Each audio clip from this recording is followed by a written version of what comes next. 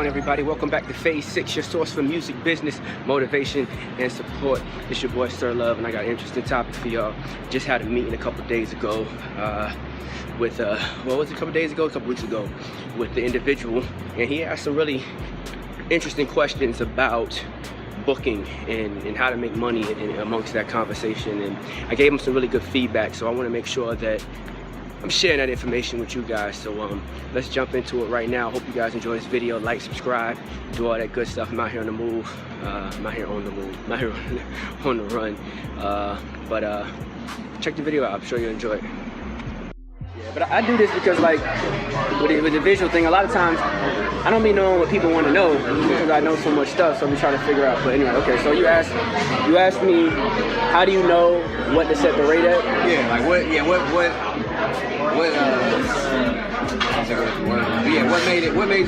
all factors made that rate that you decided? Like, how would you make a rate for an artist? You know, if you have an artist and then you're like, okay, I think you can get this much as your general rate, you know, people are starting rate. That's basic business, it's supply and demand, right? So the more, you're gonna find your rate by throwing numbers out there and seeing what people bite on. That's the truth. Now booking, it's good to know how rates work. So an introductory artist in the game starts off at $1,500, right? That means you're just started. There's something about you that people want to book you. They're gonna pay $1,500, right? Sometimes you'll end up negotiating, and the person will bring on a headliner that they feel is bigger than you, and so they'll be like, yo, can I cut it in half? They'll do $750.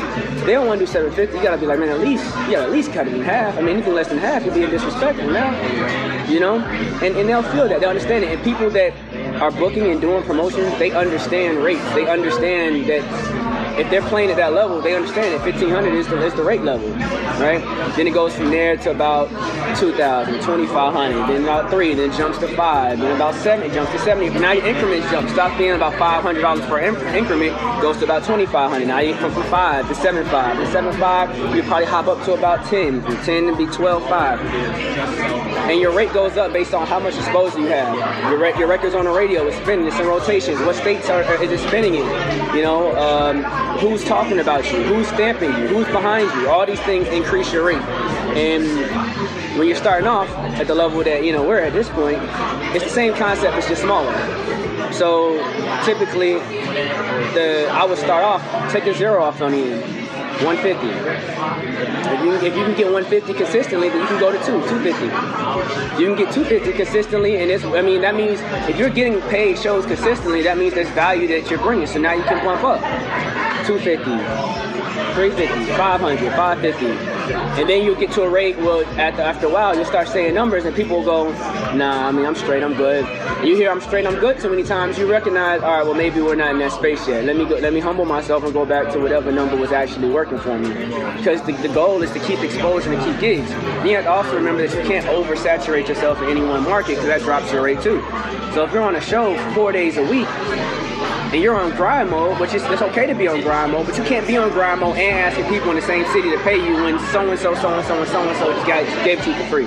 Because promoters talk. So you'll be talking to one promoter and they'll say, yo man, I just got so-and-so for 500. 500? I booked him for $100 last week. Now the other promoter starts feeling some type of way. You see what I'm saying? So there's gotta be some consistency and some, you know, what is that? Integrity to what you're doing when you're out there booking. But you wanna start. I say 150 is a great starting number, and see what happens from there. A lot of times, opening acts will get paid like $50. We're taking a lot of $50 shows. You know, sometimes I'll still take a $50 show if the show makes sense. Who we on stage with? Who we opening up for? So are all these shows that you're asking for a rate for, are those people who reached out to you, or you reached out to them? Are you done? Can I get a little tiny to go? Thank you. Oh, we ain't got that small, but we have that big. I'll send one. Okay. Yeah, mine as well. I got you. Oh, you got it? Yeah, I actually got you. You got the trick? You're stupid. Alright. No, but for real, appreciate that. So when a lot of stuff that we have is incoming, and the incoming comes from the first part of the conversation when I said your exposure has to be right. You know, and exposure, a lot, like there's two types of exposure. There's exposure to your audience, the people that you want to support your music, and the people that you make music for, the fans that are in the stands, right? And then there's industry exposure. It's not devastating. Right? You can get a check off of industry exposure before you get a check off of fan exposure. If people in industry think you're the next it, and by industry I mean any tastemaker, whether they're working radio, whether they're promoters, whether they're blogs, magazine people, anyone with any type of any type of person whose words hold any type of weight, by them talking about you or being associated with you, it increases your stock.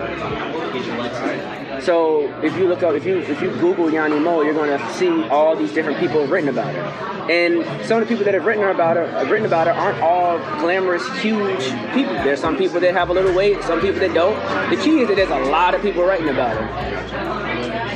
There's a lot of stations spinning her, internet radio stations spinning her. There's a lot of college radio stations spinning her. We're associated with a lot of right people, right?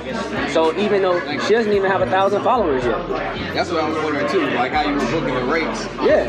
Without because they make it, at least they make it sound like, that's the first thing they're gonna look at is like how many followers you have. So you don't even have, this many followers, like how you gonna ask me this much money, for this rate. Well, that's because you're basing if you base your whole booking strategy off of how many fans you have, then that's what you're going to be based off of. But if you base it off of how much exposure you have, now you can go to the two types of exposures I just talked about, So when I get on the phone, I'm talking, I'm like, yo, we're on this radio station, we're spinning here. Our units are looking like this. Oh yeah, we just did this. Oh, you didn't know it was on NPR? Oh yeah, Boss FM just had us on the other day.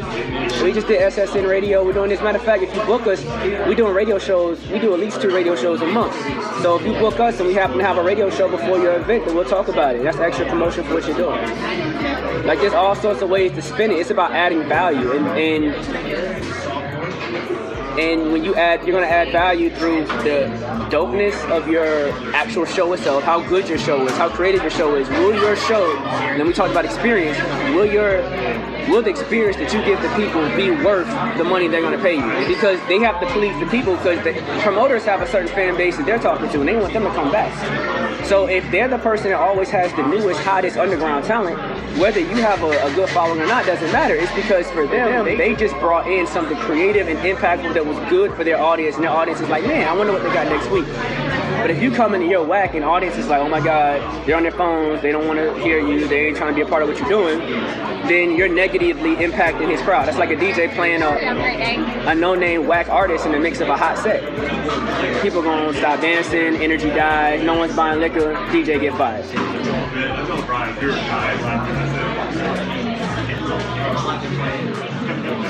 So did that help?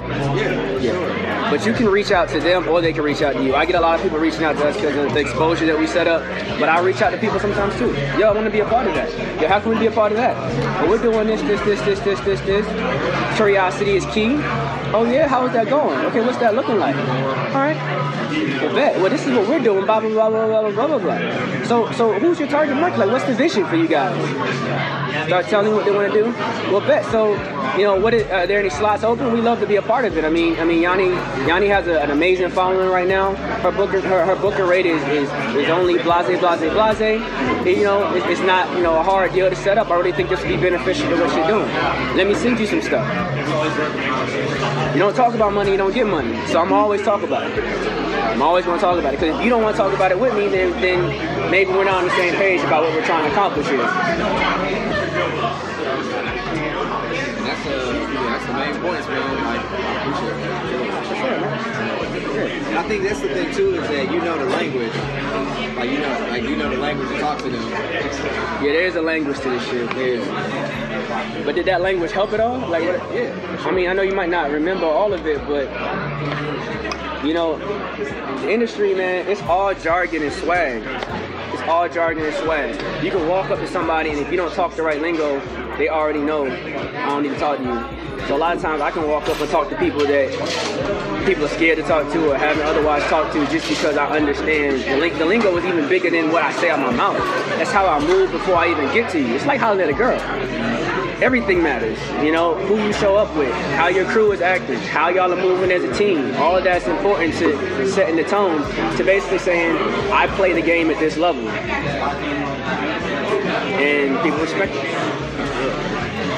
So, and I know you're on a time schedule, so. No, I appreciate you being with me. We're gonna talk some more for sure. Any ways I can help with you, man, let me know.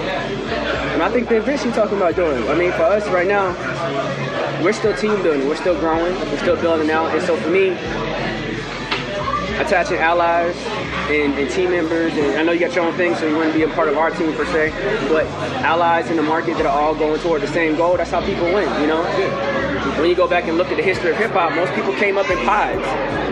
All these people knew each other, they were all coming up on the same set, and they all need it. It's just like a restaurant. You have an anchor store, and then all the other stores are in the same area.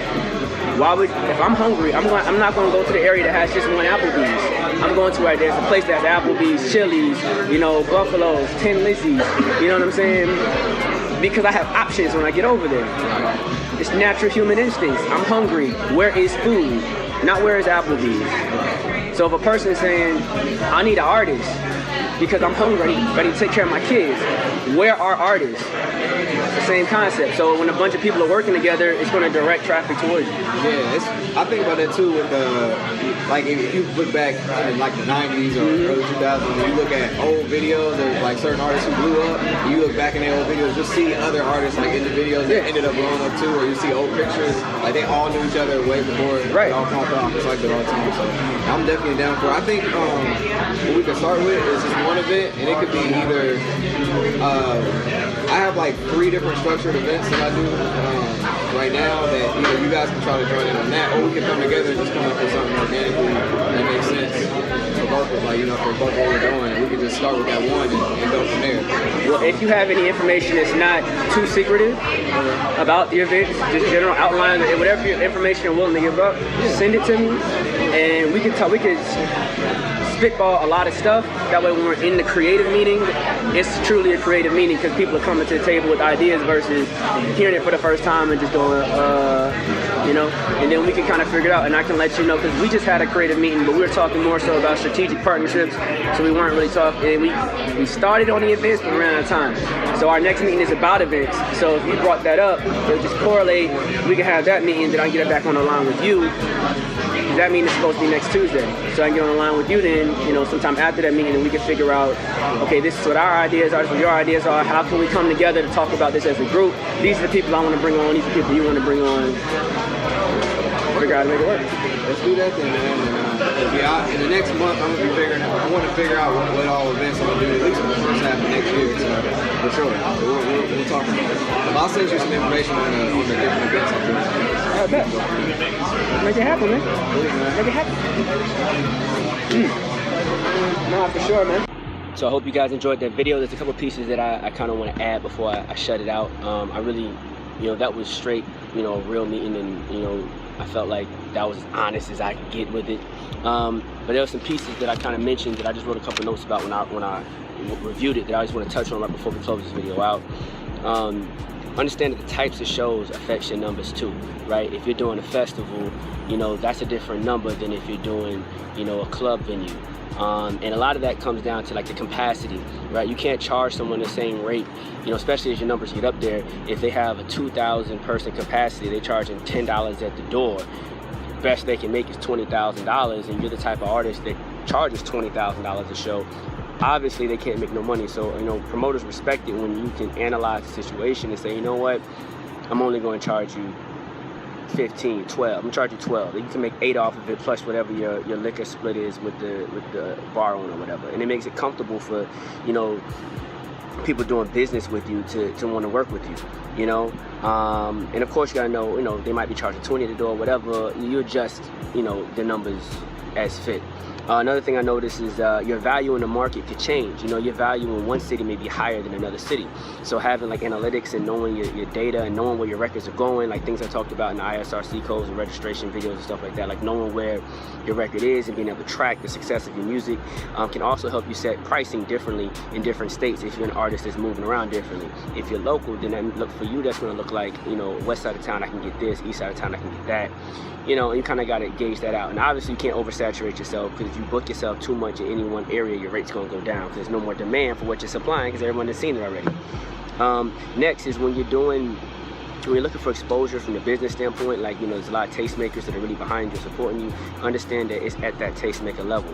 So if the tastemakers that are supporting you are from an underground level, you're going to be able to really eat in that underground scene. If those tastemakers are at a higher level, you can eat at that higher level. Like, every tastemaker is in a different, potentially a different industry, a different market, or caters to a certain group of people. Every genre of music has subgenres, and tastemakers belong to certain areas, and those influences could change. If you're going that route, your rate's going to change based off of who's stamping you and what space they're in and what space you're doing. So you know, just trying to give you guys insight and information, and anyone can get out here and start making bread if you have quality music and if you have a quality show. You can't have a whack show, you gotta have a good show, and you can get out here and really become successful. So I hope that helped. Go to www.phasevi.com, check out my website, see if there's anything else that can help you. I'll probably, you know what, I'm gonna put a booking agreement on there. I think that'll help a lot of you guys. If you're trying to get booked, there's a couple of documents that they're gonna ask you for. They're gonna, you know, you can go through their booking agreements, and I always modify booking agreements because just being 100, you know, a lot of times booking agreements aren't written, you know, for the sake of the artist. They're written to protect the person that's doing the booking, because a lot of artists do fuck shit, excuse my language, but, you know, a lot of artists book shows and don't show up. I just did an event 2 weekends ago, you know, where it was nice. The artist got paid, I'm not gonna say his name, the artist got paid 20 racks, got 12 racks up front. He was supposed to get the other 8 when he showed up, and didn't show up to the event. And, you know, it was a blessing for us because we ended up headlining the show, and which put us in a great situation with that promoter, and is now allowing us to do more high quality shows with that promotion team. But because of things like that, promoters set the deals up in such a way where it benefits them more than it benefits you. So I'll put like a booking agreement on there so that you guys can kind of know what type of language you should request, and do a video or something that kind of just tells you how I go about presenting that information. And probably a rider. A rider is important, you know, especially when you start doing bigger gigs. You got to have a rider, which basically, you know, explains what you need prior to a show, and it's a general agreement, and gives, you know, the booking person everything they need, the promoter. Primarily because when you're dealing with promoters, like, I like to be swift and accurate. So if you send me a message and say, hey, you know, we're preparing the green room, which is the backstage space where the food and everything like that is, the place that you wait before you perform. We're preparing the green room, and what do you guys want in there? All that's already in a rider. So I just press send on this one thing. You have everything you need. You know what the DJ chords are supposed to look like, and what we need to be comfortable in that environment is to execute your show. So I'll give you guys some, I don't want to say give, but I'm gonna make sure it's available to you on the site, phase6.com. Just check it out. Check out some other videos. Leave questions, comments. Let me know if there's any other stuff you guys want to know. I know a lot of stuff, but I don't always know what to talk about. So if you guys ask questions, it makes it easy for me. And I'm Sirr Love. I don't know everything, but I know a lot about a little and a little about a lot, and I promise you I'm giving you guys everything that I got. So tune in, like, subscribe, follow me on other social media platforms, Phase 6, phasevi.com. Let's get to it, man. I hope you guys enjoyed this video. Take care. Come on and face it. If you need some marketing motivation, you can learn to transform your life and build your own empire. With Sirr Love. Real talk, no chase. Real talk, no chase. Real talk, no chase. Real talk, I said real talk, I said real talk, no chase. Real talk, no chase. Real talk, no chase.